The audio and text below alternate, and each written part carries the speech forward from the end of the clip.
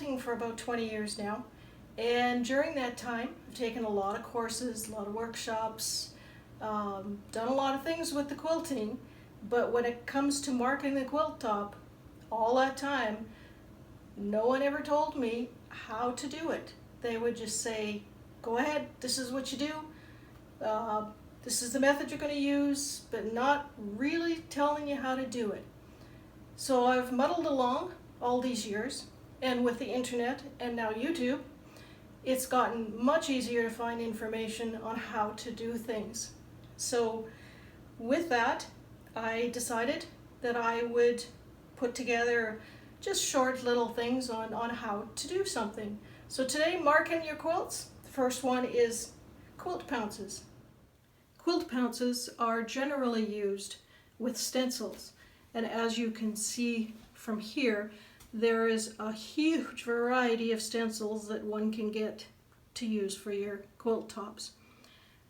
They come in either continuous, non-continuous. There are some smaller ones, as you see with the horse here. This is a continuous horse, but it's an actual horse. There's an actual flower. There's your borders. There's a crisscross one. With all these stencils, you don't necessarily have to use the whole stencil. If you see a portion of a stencil that you really like and can figure out how to incorporate it into your border or wherever you're going to put it, then they're great for doing that too. With this one, as you see, I like the heart, I like the flowers. I don't know if I want to do the whole thing, but I could certainly make a border out of this particular part. So keeping that in mind when you're looking at stencils, there's more to just using it for one particular application. Along with the pre-done stencils, you can make your own. An easy way to do it is to get your design, photocopy it, draw it, whatever, on a piece of paper. Then take it to your sewing machine, and with no thread in either the top or the bobbin, just follow along your design. So this is the quilt pounces. They come in two colors, the white and the blue. One thing with the quilt pounce when you're looking at them is in the instructions, definitely look to see whether it is iron off or brush off or wash off. As you can see from here, the white is iron off and the blue is the brush or wash off. Storing your quilt pounce, when you store it, you should store them upside down. That keeps the powder at the bottom away from the sponge. And then when you're going to use it, flip it over, give it a couple of good hard cracks on the table, and then you'll be ready to go. It is a soft brush on the inside, and you may or may not be able to see any of the powder on it. White is kind of hard on white, but the blue you definitely do. And then you just store it back and turn it upside down. I put mine in a Ziploc bag and I make sure that it is upside down. If you do leave it the other way around, it tends to come down all that powder and you'll have a lot of powder wasted inside your case. Okay, so let's demonstrate now how to actually use this quilt pounce. I'm going to use the white one, and I have a pre-cut stencil. So the first thing we do is that wrap on the table to get that chalk down to the bottom. Then you just rub it over. Just carefully rub it. You can actually see where you've done it. And there you go. We have one stencil. So this is ready for sewing now. The next one I'm going to do is using the blue pounce. I have a pre-cut stencil again. This happens to be a white colored one. And I should say too that you'll notice that the stencils on one side are very shiny and very, very soft. And then when you turn it over, the other side is rough textured. So the textured side should go down on your fabric. That helps hold it there.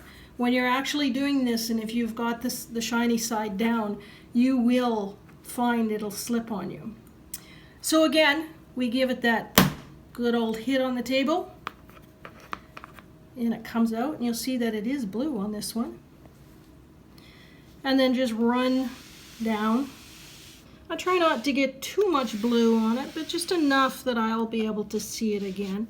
Sometimes you have to go back and pound again a little bit. I see the end didn't quite make it. So then we get our diagram. It's enough that I can see it when I'm actually sewing around it. The other thing I should also mention is I don't do the whole quilt. I do it in sections, because if you're wrapping your quilt around and trying to get it under a home machine, the powder will start to come off and you'd have to redo it. So I just do sections. If you're doing a long run up the side of a quilt, you have to add the pieces. So I've done a small little section here, and there are little ends here that would have joined up with here, but I like taking a bigger one and just match up my square there, and then you can just carry on. So the next step after you've done your sewing is to clean up your quilt, because obviously you have chalk on it now. So as I said earlier, the blue one that I have is not an iron off one. It requires water, or you can brush it.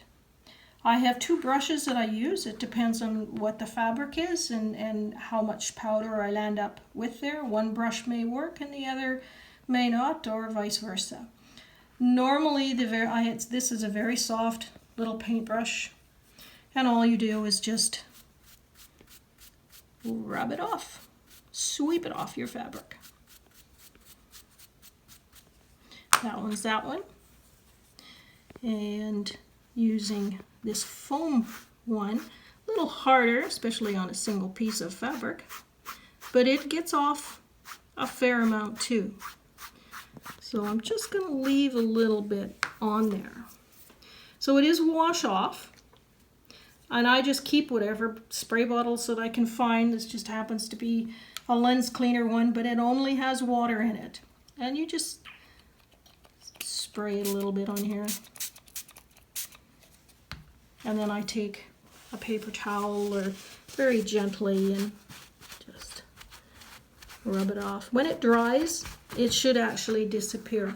Because your stitching is in there, you would not necessarily, you can see it here, but it won't show up once your stitching and everything is on there. It's just another way of getting it off. But I find the brushes have always worked, and I've never really had to use water on it.